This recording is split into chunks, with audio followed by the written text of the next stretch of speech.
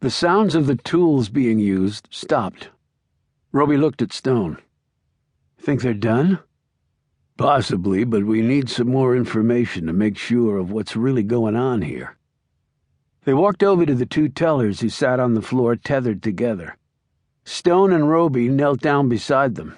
Stone said, "Have you worked for the bank long?" One of the tellers, a young woman, said, "About 3 years." The other woman in her 40s said, "I've been here 10, and I'm scared to death.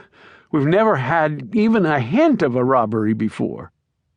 Stone put a calming hand on her shoulder. "It'll be okay." The woman looked up into Stone's steady, calm eyes and relaxed noticeably.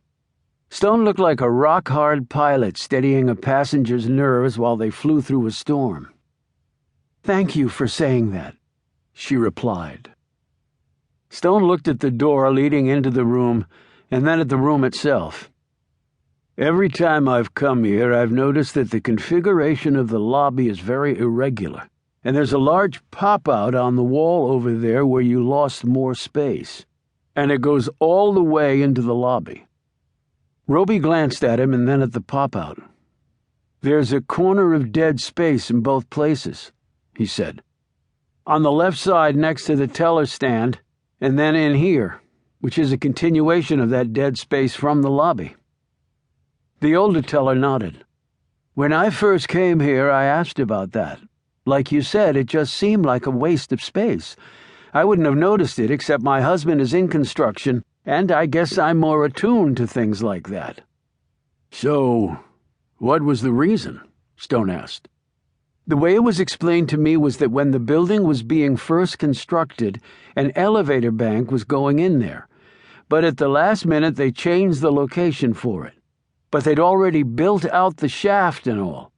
And they didn't want to go back and redo that. An expense issue, I'm sure. So they just did the next best thing." Robie said, "They covered it up." "That's right. The bank didn't mind. They got a deal on the rent because of it. Most stores didn't want this space for that reason, and also because it was off the beaten path in the mall. Not enough foot traffic. But banks don't care about that. They don't want people to come to the bank. That means they have to hire people like me to service them. They'd much prefer you use the ATMs or bank online. Saves them a ton of money."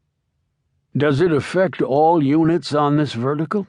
asked Stone. "I mean, do they all have dead space?" "No, I don't think so. At least not as severe as ours. Where the bank is now, there was going to be an anchor store, but the deal fell through. Where the pop-out is located was going to be the location of 2 elevators. They'd already built some of the support structure for it, which made the space basically unusable. It also had something to do with load-bearing components which nobody wants to mess with. When the bank leased here, they just walled in the shaft. But I remember someone telling me that the shaft had not been fully built out, so they didn't have to reconfigure the other units, or at least not as much." "But does the shaft go all the way up to the top of the building?" asked Stone. "I mean, if they were going to have an elevator here, that would make sense. Why build an elevator that doesn't reach all the floors?" "I think that it must," answered the woman after giving it some thought. "I know the elevator bank was going to start in our space, so there's a solid floor inside the pop-out." "Was there something special about the bank's location?" asked Robie, while Stone looked at him intently. "Like what?" "Something that made it different from the units above and below it as related to the elevator shaft." "I don't think so. My husband actually put in a bid to do some remodeling here. He was shown the plans. I remember him telling me about the pop-out and what was behind it. He said they'd just drywalled around the shaft at our location. I suppose they did that all the way up."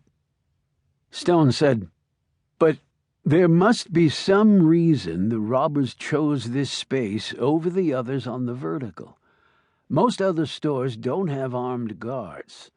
They had to take that into consideration." Robie glanced toward the door to the room. "It's the entrance," he said.